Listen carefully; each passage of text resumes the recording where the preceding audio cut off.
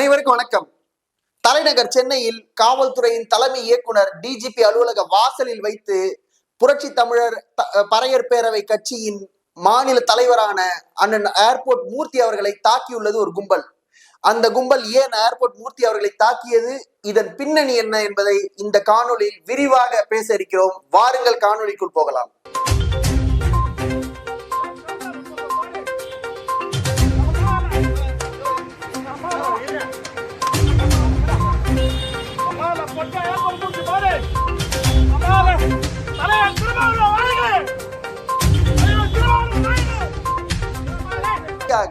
நாம் தமிழர் கட்சிக்கு ஆதரவாக தொடர்ச்சியாக பயணித்து வருகிறார். அவர் எடுத்து வைக்கின்ற ஒவ்வொரு கருத்துக்களும் பட்டியலின சமூகத்திற்காக தமிழக அரசு எந்த விதமான வேலைகளும் செய்யல. பட்டியலின சமூக மக்களை சொந்த மண்ணிலேயே அகதியாக்கப்பட்டிருக்கிறார்கள், அவர்களுக்காக போராட வேண்டிய அவர்களுக்கு நாங்கள் தான் அத்தாரிட்டி என்று பேசிக்கொள்ளும் விடுதலை சிறுத்தைகள் கட்சி வாய் மூடி மௌனத்தி கிடக்குது அப்படின்றத விரிவா பல இடங்கள்ல பேசிட்டு வர நம்ம பார்த்திருப்போம். ஆனால் ஏர்போர்ட் மூர்த்தி அவர்கள் தொடர்ச்சியாக தன்னுடைய உயிருக்கு பாதிப்பு இருக்கு, தன்னுடைய உயிருக்கு ஆபத்து இருக்கு, குறிப்பாக விடுதலை சிறுத்தைகள் கட்சியை சார்ந்த சிலர் தன்னை தொடர்ச்சியாக கண்காணித்து வருகிறார்கள், தொடர்ச்சியாக தன்னை ஃபாலோ பண்ணிட்டு வராங்க, அவர்களால் என்னுடைய உயிருக்கு ஆபத்து இருக்குன்னு பல முறை அவர் பதிவு செய்திருக்கிறார். 2க்கும் மேற்பட்ட மனுக்களை காவல்துறையில கொடுத்திருக்காரு. கொடுக்கப்பட்ட மனுவின் மீது எந்த விதமான நடவடிக்கையும் எடுக்கப்படல. இந்த சூழல்ல இன்று காலை பாமகவை சார்ந்த நபர்களோடு சேர்ந்து டிஜிபி அலுவலகத்துக்கு செல்கிறார் அண்ணன் ஏர்போர்ட் மூர்த்தி அவர்கள். டிஜிபி அலுவலக வாசலில் வைத்து, குறிப்பாக தலைநகர் சென்னையில் காவல்துறையின் தலைமை இயக்குனர் அலுவலக வாசலில் வைத்து 4க்கும் மேற்பட்ட நபர்கள் அண்ணன் ஏர்போர்ட் மூர்த்தி அவர்களை தாக்கி இருக்கிறார்கள். குறிப்பா செருப்பை கொண்டு அடித்திருக்கிறார்கள். இதையெல்லாம் பார்க்கும்போது தமிழகத்தில் சட்ட ஒழுங்கு, குறிப்பாக சென்னையில் சட்ட ஒழுங்கு சந்தி சிரிக்குது என்பதுதான் நமக்கு உணர்த்துது. காவல்துறை அதிகாரிகள் அந்த தலைமை இயக்குனர் டிஜிபி அலுவலகத்துல குவிஞ்சிருப்பாங்க, பாதுகாப்புக்காக இருப்பாங்க, வாயில்ல இருப்பாங்க, யாரும் இதை தடுக்கல. ஒரே ஒரு காவல்துறை அதிகாரி சும்மா போயிட்டு பொம்மை மாதிரி ஆடிட்டு இருக்காரு. நம்ம அந்த காணொலியை பார்த்தா நமக்கு தெரியும், ஏர்போர்ட் மூர்த்தி அவர்கள் தனி ஒரு நபரா அந்த 4 பேர் எதிர்கொள்றாரு. ஒரே ஒரு காவல்துறை அதிகாரி அங்க நிக்கிறாரு. அங்க வாயில இருந்த காவல்துறை அதிகாரிகள் எங்க போனாங்க? ஏன் கேட்க வந்து தடுத்திருக்கலாம் இல்லையா? அவரும் ஒரு கட்சியோட தலைவர், அவரும் சமூகத்துக்காக போராடிட்டு வர்றாரு. என்ன கருத்தியல் முரண்பாடுகள் இருந்தாலும் தனி மனித தாக்குதல், தனிநபர் மீது இந்த மாதிரியான வன்முறைகளை ஏவுவதை எப்பொழுதும் நம்ம அனுமதிக்க முடியாது. இப்படி அடிக்கிறதா இருந்தா முக்தார் போன்ற நபர்களை எண்ணற்ற இடங்களில் நாம் தமிழர் கட்சியால் அடித்திருக்க முடியும். ஆனால் சட்டத்தை மதித்து முக்தார் பேசுறதை விட அதிகமாக ஏர்போர்ட் மூர்த்தி அவர்கள் பேசிட்டாரு. முக்தார் தனி நபருடைய தாக்குதல் எப்படி ஒரு ஊடகவியலாளர் எப்படி செயல்படணும்னு தெரியாம செயல்படுற ஒரு நபர். இன்று முக்தார் மீது பல இடங்களில் புகார் தரப்பட்டிருக்கு. தரப்பட்ட புகாரின் நிலை என்ன? அப்ப ஆளுகின்ற அரசியல் கட்சிக்கு, ஆளுகின்ற அரசுக்கு ஆதரவாக எவன் இருந்தாலும், அவன் என்ன பேசினாலும், எவனுடைய தாயை இழுத்து பேசினாலும் சரி, எவனுடைய குடும்பத்தை இழுத்து பேசினாலும் சரி, எப்படி பேசினாலும் அதை கண்டுகொள்ளாமல் அரசும் சட்டமும் இருக்கும். ஆனால் ஆளுகின்ற ஆட்சியாளர்களுக்கு எதிராக யாராவது ஒருத்தர் பேசிட்டால் அவர் சார்ந்த சமூகத்தை வைத்து அவர்களை அடிப்போம்னா இது அரசா? மானங்கெட்ட அரசு இல்ல? இது மானங்கெட்ட அரசா இல்லையா? அப்ப சிந்திச்சு பாருங்க, தமிழக அரசுக்கும் காவல்துறைக்கும் இந்த சம்பவம் நடக்கும்னு தெரியுமா தெரியாதா? உளவுத்துறை அதிகாரிகள் என்ன செஞ்சிட்டு இருக்காங்க?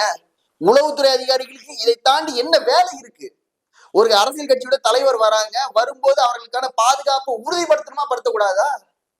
அப்ப உறுதிப்படுத்தாம காவல் நிலையத்திற்கு வெளியில் வைத்து வெட்டுவதும், காவல் வாசலில் வைத்து வெட்டுவதும் இப்படியெல்லாம் தொடர்ச்சியா நடந்துட்டு இருக்கு. இப்ப ராணிப்பேட்டையில பாத்தீங்கன்னா நம்ம ரத்னகிரி காவல் நிலைய வாசல்ல வைத்து ஒருத்தனை வெட்டி இருக்காங்க.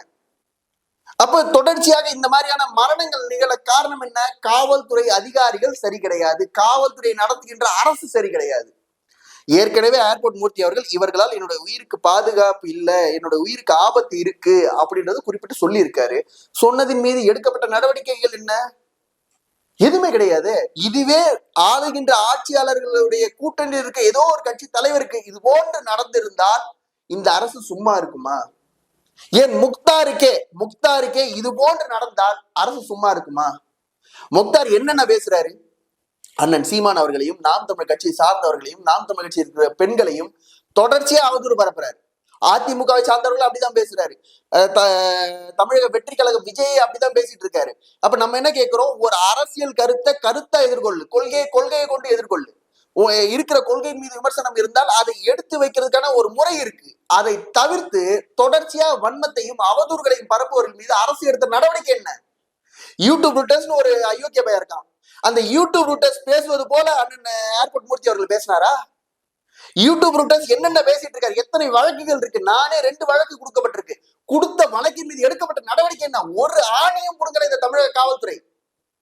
அப்ப ஒரு டிஜிபி அலுவலக வாசலில் வைத்து ஒரு கட்சி தலைவரை தாக்குறாங்க. அதை தடுக்க கூட துப்பு இல்லாம காவல்துறை அதிகாரிகள் இருக்காங்க. அப்ப இதையெல்லாம் பார்க்கும்போது இது ஒரு ஜனநாயக நாட்டுல நம்ம வாழ்றோமா இல்ல மன்னர் ஆட்சியின் கீழே வாழ்றோமான்ற கேள்வி நமக்குள்ள வருது. இப்போ அண்ணன் ஏர்போர்ட் மூர்த்தி அவர்கள் குறிப்பா முன்வைக்கிற ஒரு விடயத்தை நம்ம பார்க்கணும். மத்திய அரசிடமிருந்து இங்க இருக்கின்ற ஆதி திராவிடர்களுடைய பள்ளிக்கு அதை சீர் செய்வதற்காக ஒதுக்கப்பட்ட 120 கோடி, கடந்த ஆண்டுல 120 கோடி ஒதுக்கப்பட்டிருக்கு. அந்த 120 கோடி தமிழக அரசு வெறும் 2 கோடி ரூபாய் மட்டும் செலவு செய்துவிட்டு 118 கோடியை திரும்ப தந்திருக்கு. அது ஆமாவா இல்லை என்று பேசணும்ல. அதை பேசாமல் இதை பேசுகின்ற நபரின் மீது தாக்குதல் நடத்துவது இது வந்து எந்த மாதிரியான ஜனநாயகம் இது? இப்ப 118 கோடி திருப்பி அனுப்பப்பட்டிருக்கு அப்படின்னு சொல்லி ஏர்போர்ட் மூர்த்தி அவர்கள் சொல்றாரு. இல்லை என்று பேசணும். இல்லை ஆமா இதற்காக நாங்க திருப்பி அனுப்பிட்டோம் அப்படின்றத பேசணும். எதையும் பேசாம அவர் மீது தாக்குதல், அவர் ஒரு மாநாடு நடத்துறது, அதுக்கு தடை விதிக்க சொல்லி மனு கொடுக்கிறது. இது வந்து எப்படிப்பட்ட ஆட்சி? எப்படிப்பட்ட இதை எதிர்க்கிறது யாருன்னு நினைச்சீங்க? தமிழக அரசு, திமுக இதை எதிர்க்கல.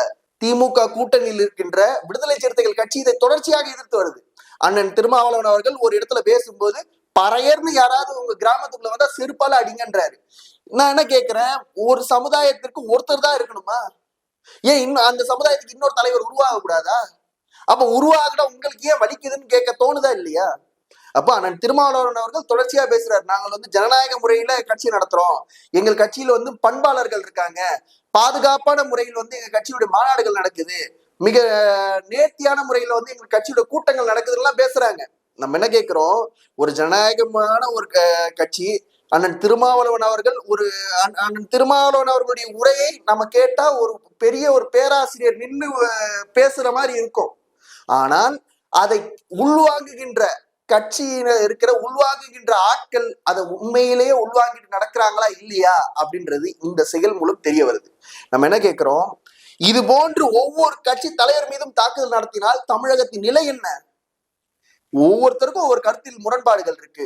அண்ணன் ராமதாஸ் அவர்களுக்கு, ஐயா ராமதாஸ் அவர்களுக்கு திருமாவளவன் அவர்களுடைய கருத்தில் முரண்பாடுகள் இருக்கும். அன்புமணி அவர்களுக்கு திருமாவளவன் அவர்களுடைய கருத்தில் முரண்பாடு இருக்கும். அண்ணன் திருமாவளவன் அவர்களுக்கு அன்புமணி அவருடைய கருத்தில் முரண்பாடுகள் இருக்கும். எண்ணற்ற இப்ப தலைவர்கள், எத்தனை தலைவர்கள் தமிழ்நாட்டுல இருக்காங்களோ அத்தனை பேருக்கும் கருத்தியல் முரண்பாடுகள் இருக்கதான் செய்யுது. அப்போ கருத்தியல் முரண்பாடு காரணமாக அத்தனை பேரும் திருப்பி திருப்பி தாக்கி கொண்டால் தமிழ்நாடு சுடுகாடு ஆகுமா ஆகாதா? அப்ப ஏன் ஏர்போர்ட் மூர்த்தியை மட்டும்தான் தாக்க முடியுமா? அந்த கேள்வி எழும்புது இல்ல. இப்ப நான் கேட்கிறேன், மொக்தார் தொடர்ச்சியா அப்படி பேசிட்டு வர்றாரு, பத்திரிகையாளர்னு ஒரு போர்வையில பேசிட்டு வர்றாரு. மொக்தாரை தாக்க முடியுமா முடியாதா? தாக்க முடியும். ஏன் தாக்கல? ஜனநாயகம். இந்த நாட்டுல பேசுறதுக்கான உரிமை அத்தனை பேருக்கும் இருக்கு. பேசுறத சரியா பேசுறோமான்றதான் கருத்து. புரியுதுங்களா? அப்ப சரியா பேசாம அவதூறுகளை பேசும்போது சட்டத்தை நோக்கி போறோம். சட்டத்தை மதிச்சு நாங்க வந்து காவல்துறையில புகார் கொடுக்குறோம். கொடுக்கப்பட்ட புகார் மீது எந்த நடவடிக்கையும் எடுக்கப்படுறது இல்லை. இப்ப அண்ணன் ஏர்போர்ட் மூர்த்தி அவர்கள் குறிப்பிட்டு வைக்கிறாரு, 120 கோடி தமிழ்நாட்டுக்கு மத்திய அரசு கொடுத்திருக்கு. அந்த நிதியை 118 கோடி திருப்பி அனுப்பியிருக்கு தமிழக அரசு. இதை ஏன் சட்டமன்றத்தில் விடுதலை சிறுத்தைகள் கட்சியில் இருக்கின்ற 4 சட்டமன்ற உறுப்பினர்கள் ஏன் கேள்வி எழுப்பல அப்படின்ற கேள்வியை முன்வைக்கிறாரு. இதற்கு பதில் தர வேண்டிய தார்மீக பொறுப்பு யாருக்கு? விடுதலை சிறுத்தைகள் கட்சிக்கு. ஏன் விடுதலை சிறுத்தைகள் கட்சியில இருந்து யாரும் இதை பேசல? ஏன் இதை யாரும் மறுத்து பேசல? நம்ம என்ன கேட்கிறோம், 118 கோடி திருப்பி அனுப்பப்பட்டு இருக்கா இல்லையா அப்படின்ற கேள்வி வருதுல. அந்த கேள்விக்கு பதில் தர வேண்டிய இடத்துல யார் இருக்காங்க? விடுதலை சிறுத்தைகள் கட்சி இருக்கு. குறிப்பா இதுக்கு பதில் தர வேண்டிய இடத்துல யார் இருக்காங்கன்னா தமிழக அரசு தான் இருக்கு. ஆனால் அந்த கூட்டணியில் பயணிக்கிறதாக நாங்கள் தான் பட்டியலின சமுதாயத்துக்கு அத்தாரிட்டி அப்படின்னு வந்து நிக்கிறதால நம்ம என்ன கேட்கிறோம், விடுதலை சிறுத்தைகள் கட்சி கிட்ட கேட்கிறோம், 118 கோடியை தமிழக அரசு திருப்பி அனுப்பியது உண்மையா பொய்யா? பொய் என்றால் பொய்ன்னு சொல்லுங்க, உண்மை என்றால் உண்மைன்னு சொல்லுங்க. இந்த கருத்தை முன்வைப்பவர்கள் மீது தாக்குதல் நடத்துவது எப்படிப்பட்ட ஜனநாயகம்? இதுதான் திருமாவளவன் அவர்கள் உங்களுக்கு கத்துக் கொடுத்த ஜனநாயக முறையா? அமைப்பாய் திரள்வோம் என்ற புத்தகத்துல திருமாவளவனுடைய புத்தகத்தை கட்சியில் இருப்பவர்கள் படித்திருந்தால் தெரிஞ்சிருக்கோம். நாங்க படிச்சிருக்கோம், எங்களுக்கு தெரியுது. அதில் கட்சியுடைய ஜனநாயகத்தை பத்தி அவர் பேசுறாரு. ஒவ்வொரு அமைப்புக்கான ஜனநாயகத்தை அவர் பேசுறாரு. ஒவ்வொரு அமைப்புக்கான உரிமைகளை அவர் பேசுறாரு. அதையெல்லாம் வெறும் ஏற்ற அளவுலதான் விடுதலை சிறுத்தைகள் கட்சி கத்துக்கொண்டிருக்குதுதான் எங்களுடைய குற்றச்சாட்டு. இப்ப நம்ம என்ன கேட்கிறோம், அண்ணன் ஏர்போர்ட் மூர்த்தி அவர்கள் சொன்ன கருத்து தவறு அப்படி என்றால் அவர் மீது சட்டப்படியான நடவடிக்கை எடுங்க. அவர் மீது நீங்க புகார் கொடுங்க. நீங்க இல்ல அவர் எடுத்து வைக்கிற கொள்கைக்கு எதிர்கொள்கையை எடுத்து வச்சு பேசுங்க. அவர் எடுத்து வைக்கிற கருத்துக்கு எதிர்கருத்து எடுத்து வச்சு பேசுங்க. அதை தவிர்த்து பேசினால் தாக்குவோம்னா இது இது முட்டாள்தனம், மூடத்தனம் இல்லையா இது? இப்ப தாக்குற நபர்கள் திட்டமிட்டு வராங்க. அதை பார்த்தா அவங்களுக்கு தெரியும். ஒருவர் நம்பர் பிளேட்டே இல்லாத ஒரு ஆக்டிவா வண்டியில வராங்க. இன்னொருத்தர் ஆட்டோ ஓட்டுநருக்கான உடையை உடுத்தி இருக்காரு. இன்னொருத்தர் ஒரு பைக்ல வராரு. இது எல்லாமே தலைநகர் சென்னையில் heart of the city DGP அலுவலகம் அந்த கடற்கரை சாலையில நடக்குது. இதையெல்லாம் கண்காணிக்க வேண்டிய உளவுத்துறை உட்கார்ந்து சுண்டல் சாப்பிடுதான் கேட்க தோணுதா இல்லையா? அப்ப உளவுத்துறைக்கு வேலை என்ன, காவல்துறைக்கு என்ன வேலை? இப்ப தாக்கப்பட்ட நபர்கள் மீது என்ன நடவடிக்கை எடுக்க போறீங்க? ஒண்ணுமே எடுக்க மாட்டாங்க. அப்ப இன்னொரு தலைவர் அங்க டிஜிபி அலுவலகத்துக்கு வரும்போது அப்படி தாக்கினால் என்ன நிலை ஏற்படும்? அப்ப இதுதான் உங்களுடைய ஜனநாயக நாடா? இதுதான் நீங்கள் ஆட்சி நடத்துற லட்சணமா என்று கேட்க தோணுதா இல்லையா? ஏற்கனவே டிஜிபியை தேர்வு செய்ததுல தவறு இருக்குன்னு நீதிமன்றத்துல வழக்கு போயிட்டு இருக்கு. டிஜிபி பொறுப்பு டிஜிபி பொறுப்பேற்று நம்ம பார்த்திருப்போம். பொறுப்பு டிஜிபியா பொறுப்பேற்று இப்பதான் முதல் முறையா பாக்குறோம். அப்ப இவ்வளவு குரல்படிகள் இந்த ஆட்சியில் நடக்குது. சென்னை கமிஷனர் அருண் அவர்களுடைய நிலை என்ன நிலைப்பாட்டுல அவர் இருக்காரு? உண்மையிலே அவர் கமிஷனரா வேலை செஞ்சுட்டு இருக்காரா இல்லையான்ற கேள்வி வருது இல்ல. சென்னை கமிஷனர் அவருடைய கட்டுப்பாட்டுக்குள்ள வருகின்ற ஒரு இடத்துல இப்படி ஒரு தலைவருக்கு ஒரு சம்பவம் நடந்திருக்கு. என்ன நடவடிக்கை எடுத்திருக்கீங்க? ஒண்ணுமில்ல, தூங்கிட்டு தான் இருக்காரு. எப்போ பார்த்தாலும் தூங்கிட்டு இருக்கு காவல்துறை. அப்போ இந்த காவல்துறையின் இந்த நிலைக்கு காரணமே ஆளுகின்ற ஆட்சியாளர்கள் சரியில்லை.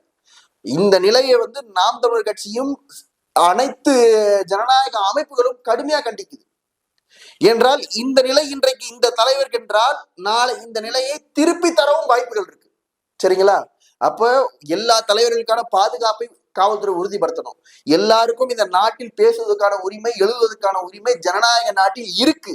ஆனால் பேசுகின்ற கருத்து சரியா தவறா என்பதுதான் பேச்சு. அப்ப தவறான கருத்தை ஒருத்தர் எடுத்து வைக்கிறாங்கன்னா நீங்க சட்டப்படியா நடவடிக்கை எடுக்கிறதுக்கு காவல்துறையில போய் புகார் கொடுக்கலாம். ஆட்சி அதிகாரம் உங்க கையில இருக்கு, கைது பண்ணலாம், என்ன வேணாலும் பண்ணலாம். அதை விட்டுட்டு அவர் எங்க போனாலும் நாங்க தாக்குவோம். ஒருத்தர் அந்த பாலிமருடைய அந்த செய்தி வருது, அது கீழே ஒருத்தர் போடுறாரு, நீ கடலூர் பக்கம் வந்தா உன் தலையை எடுத்து தனியா வச்சிருவேன்னு ஒருத்தர் கமெண்ட் போட்டிருக்காரு. அப்போ இதையெல்லாம் பார்க்கும்போது எப்படி தோணுது? இது உண்மையிலே ஜனநாயக நாடா? அப்ப யார் வேணாலும் உங்களை எதிர்த்து பேசிட்டா நீங்க தலையெடுத்து தனியா வச்சிருவீங்கன்னா இது என்ன? எனக்கு ஒண்ணுமே புரியலைங்க. எப்படிப்பட்ட நாட்டின் கீழே நம்ம வாழ்ந்துட்டு இருக்கோம்? அண்ணன் திருமாவளவன் அவர்கள் மீது மிகப்பெரிய மதிப்பு மரியாதை நமக்கு இருக்கு. ஆனால் அண்ணன் திருமாவளவனை வழிநடத்தி அவருடைய வழியில் நடந்து செல்கின்ற அவருக்கு பின்னாடி செல்கின்ற நபர்கள் சரியில்லை என்பதுதான் இந்த செயல்பாடுகள் உணர்த்தது. அண்ணன் திருமாவளவன் அவர்களுடைய அந்த கடந்த கால செயல்களை எல்லாம் பார்க்கும் பொழுது கண்ணீர் வரும். இப்படி ஒரு தலைவர் போராடி வருகின்றார். ஆனால் அந்த தலைவனுடைய இன்றைய நிலையை பார்த்தால் நமக்கு பரிதாபமா இருக்கு. அப்ப தொடர்ச்சியாக அண்ணன் திருமாவளவன் அவர்கள் இதை உடனடியாக கவனத்தில் எடுத்து இது போன்ற சம்பவங்களை அண்ணன் திருமாவளவன் அவர்கள் தடுத்து நிறுத்தணும். இல்லை என்றால் அண்ணன் திருமாவளவன் அவர்கள் மீது மக்கள் வைத்திருக்கின்ற அந்த நன்மதிப்பு கெடுவதற்காக உங்கள் கட்சிக்காரர்களே அந்த வேலையை செய்வார்கள். இறுதியா இந்த முடிவுல இந்த சம்பவம் இன்னைக்கு நடந்திருக்கு. சம்பவத்திற்கு காரணமான அந்த 4க்கும் மேற்பட்ட நபர்கள் வீடியோ காணொலி ஆதாரம் அத்தனை ஊடகங்களிலும் இருக்கு. அங்க காவல்துறையுடைய சிசிடிவி கேமராஸ் இருக்கும் அந்த இடத்துக்குள்ள. அதை ஆய்வு பண்ணி சம்பந்தப்பட்ட நபர்களை உடனடியாக காவல்துறை கைது செய்யணும்.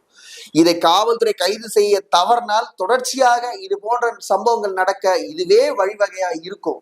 அண்ணன் ஏர்போர்ட் மூர்த்தி அவர்களுக்கு தகுந்த பாதுகாப்பை காவல்துறை வழங்கணும். ஏற்கனவே அவர் குறிப்பிட்டு சொல்லியிருக்காரு, என்னோட உயிருக்கு ஆபத்து இருக்குன்னு. அவர் தொடர்ச்சியா மக்கள் போராட்டத்தில் இருக்கிற நபர்கள், தொடர்ச்சியா அவர் பயணிச்சுட்டு இருக்கிற நபர், அவருடைய உயிரை பாதுகாக்க வேண்டியது காவல்துறையுடைய கடமை. என்னதான் கருத்தியல் முரண்பாடுகள் இருந்தாலும் தமிழக அரசா இதை பார்க்கணும், கட்சியா இதை பார்க்க கூடாது. உடனடியாக அண்ணன் ஏர்போர்ட் மூர்த்தி அவர்களுடைய பாதுகாப்பை உறுதி செய்யணும் என்பதை இந்த காணொலி வாயிலாக கேட்டுக்கொண்டு விடைபெறுகிறேன். நன்றி, வணக்கம்.